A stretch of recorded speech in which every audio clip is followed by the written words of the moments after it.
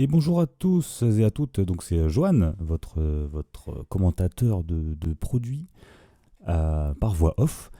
Je trouve ça beaucoup plus cool. Donc, on va parler de ce sac à dos Eastpak d'une contenance de 40 litres. Donc, Eastpak, je pense que beaucoup de gens connaissent cette marque. Elle n'a plus grand chose à prouver. Moi, je l'ai choisi en noir, tout simplement parce que c'est beaucoup plus sobre, mais il existe plusieurs coloris, des motifs différents, dont le style militaire qui est très très très très connu et apprécié des lycéens, car quand j'étais au lycée, eh bien, il y en avait plein qui avaient ce style-là. Donc moi je l'ai pris en noir pour ma part. Ensuite, qu'est-ce qu'on peut dire sur ce sac? Ben, la robustesse de Eastpak, hein. Ils n'ont plus rien à prouver sur ce côté-là. Toutes les coutures sont nickel, il n'y a aucun problème. On peut mettre du poids.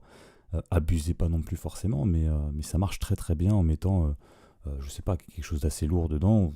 Vous n'allez pas craindre que les coutures vont lâcher, quoi. Ensuite, les fermetures, c'est super important pour moi, je l'ai mis dans mon commentaire écrit. Beaucoup de sacs d'autres marques ont des coutures excusez-moi, des fermetures qui lâchent. Chez Eastpak, non. J'en avais un au lycée, comme je vous disais, c'est pas celui-là, mais ça a jamais lâché, j'ai juste perdu le sac. Tout a fonctionné, sauf que j'ai complètement perdu le sac. Voilà. Alors, je vous ai préparé un petit test de remplissage. Là, quelques caleçons, quelques chaussettes. J'ai pris un pantalon, un pull, voilà, tranquillement, un t-shirt blanc. Donc voilà, je vais tous les mettre petit à petit pour vous montrer la contenance. Donc on est sur du 40 litres, comme je disais au début. Tout rentre nickel, voilà, il n'y a pas de blocage. Une trousse de toilette. Alors, j'ai pas grand chose dedans, mais il y a tout le nécessaire normal, on va dire, pour quelques jours. Ça rentre parfaitement. Ensuite, ma banane, de la même marque d'ailleurs que le sac. Je vous montre bien que c'est rempli quand même, que ce soit pas du fake, que ce soit pas juste vide. Elle rentre parfaitement. Alors je sais pas si Spack a fait ça exprès, mais leur banane rentre pile poil dans la petite poche arrière du sac, quoi. Donc c'est nickel. Voilà, ce sac a une très très bonne contenance pour quelques jours, ça suffit amplement. Passons sur un petit test de PC. Donc là on est sur du 15 pouces, je vais pas citer la marque du portable.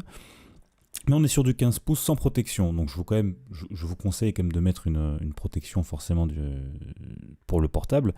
Voilà, une protection 15 pouces, donc ça rentre nickel aussi. Voilà, une fois que c'est dedans, franchement aucun problème.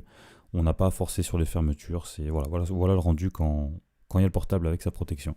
On va passer sur un portable plus gros, donc là on est sur du 17 pouces, plus lourd, plus gros, et là les premiers problèmes commencent à arriver. Rien que la première insertion, on constate que ça commence à coincer. C'est pas fait du tout pour du 17 pouces. Voilà, donc là, comme vous pouvez voir, j'essaie de fermer, quoi. Là, ça rentre pas du tout. On voit qu'il y a un angle qui sort et le sac, il est complètement étiré au maximum. C'est pas du tout bon pour les fermetures, même si chez Eastpak c'est de la bonne qualité. On n'est pas là pour forcer non plus, quoi. Donc voilà, là j'essaie de forcer. On voit bien que c'est. Regardez, voilà. Là c'est simple. C'est n'importe quoi.